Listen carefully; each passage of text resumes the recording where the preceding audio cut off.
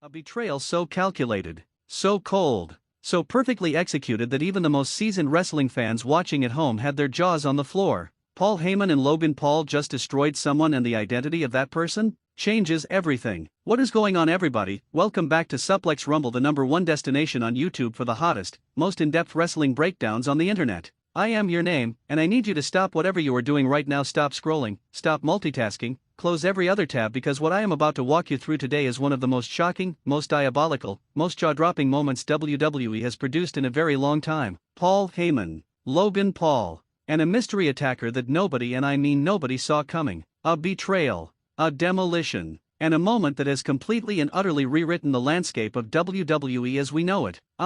Before we break down the carnage, and there was plenty of carnage, we need to set the scene, because truly great moments in professional wrestling do not exist in a vacuum. They are built, they are planted, they are watered over weeks and months, and then, when the timing is absolutely perfect, they bloom into something that the entire wrestling world cannot stop talking about. Let's start with Paul Heyman, because no conversation about WWE storytelling can go very far without addressing the greatest managerial mind in the history of this business. Paul Heyman is not just a manager. He is not just a mouthpiece. Paul Heyman is a chess grandmaster operating on a board that most people cannot even see. Every word he speaks is deliberate. Every alliance he forms has a purpose. Every single move Paul Heyman makes, no matter how confusing it looks in the moment, eventually reveals itself as part of a plan so elaborate, so brilliantly constructed, that you almost feel foolish for not seeing it coming. Love him or hate him, and the WWE universe is very divided on this. You cannot deny what Logan Paul brings to professional wrestling. He is a legitimate athlete. He is a legitimate entertainer. He is a man who came into WWE with something to prove and has proceeded to prove it, repeatedly, on the biggest stages this company has to offer.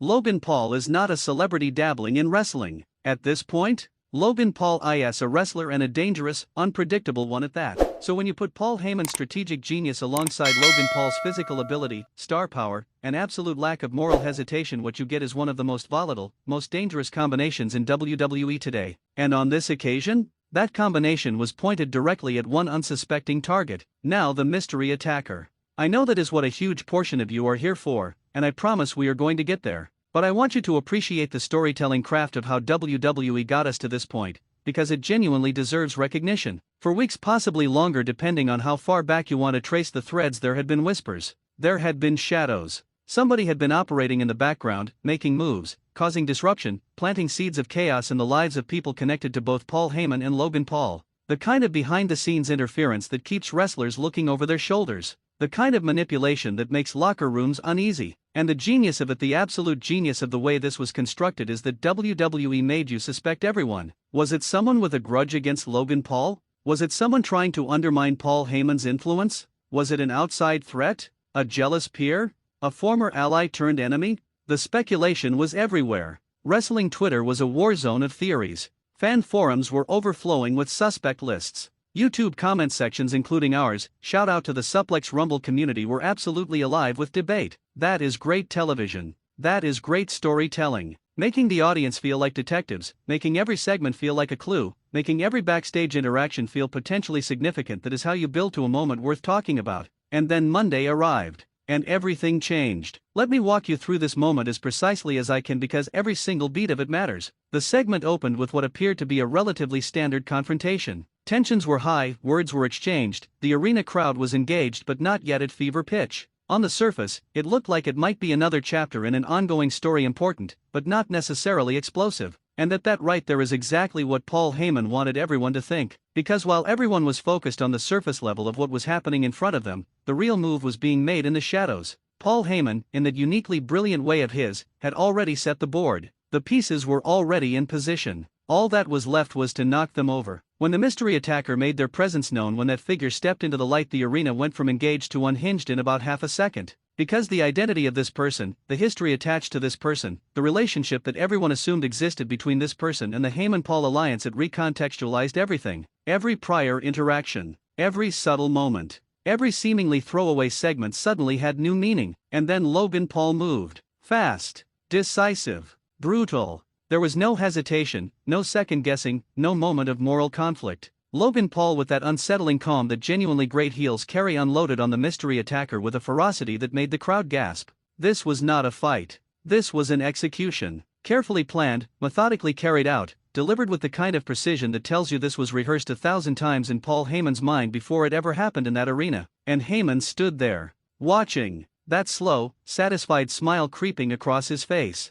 Because this was his masterpiece. This was the plan coming together exactly as he designed it. Together Heyman orchestrating, Logan Paul physically dismantling the mystery attacker was left absolutely demolished. Not just beaten, not just embarrassed, demolished. In front of the entire WWE universe. In front of the cameras. In front of the world. The message was clear, it was loud, and it was utterly unmistakable. Do not get in the way of Paul Heyman. Do not underestimate Logan Paul. And do not ever think that your secrets are safe when the most dangerous mind in professional wrestling has decided to make you his target. Okay, let's slow this down and really dig into what this means, because on the surface this is an incredible wrestling moment, but underneath the surface, there are layers here that are absolutely fascinating. First, Paul Heyman's involvement. What does it tell us? That Heyman was not just aware of the mystery attacker, but had seemingly been baiting them, had constructed an entire trap around their actions? This is not reactive management. This is not Heyman playing defense. This is Paul Heyman playing offense, 3 moves ahead of everyone else on the board, and it raises an enormous question. How long has he known? How long has this trap been set?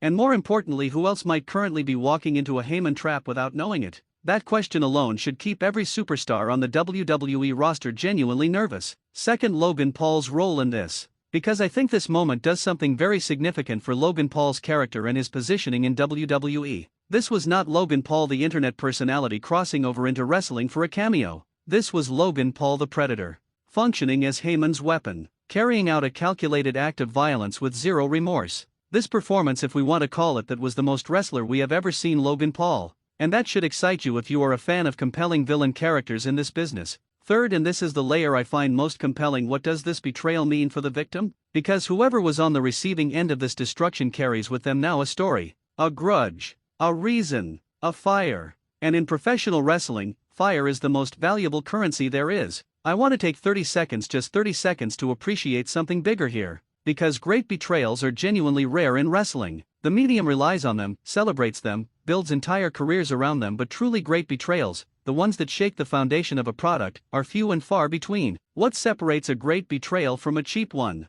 Build-up, investment, stakes. The audience has to care about the relationship being broken. They have to feel the violation of trust as if it happened to them personally. And what WWE constructed here with Heyman's genius, with Logan Paul's execution, with weeks of mystery and tension and speculation, checked every single one of those boxes. This was not a cheap swerve. This was not shock value for its own sake. This was a story told with intention, delivered with precision, and designed to leave a mark that lasts for months. That is great professional wrestling, and we should celebrate it when we see it. So where do we go from here? Because this story is clearly far from over, and the possibilities branching out from this moment are genuinely exciting. For Paul Heyman, this solidifies his position as the most dangerous non-competitor in all of WWE. He does not need to compete. He does not need to take bumps. He just needs to think, and thinking, for Paul Heyman, is more devastating than any finisher in the locker room. Watch for Heyman to leverage this moment into even greater power and influence. The man just proved, once again, that he is always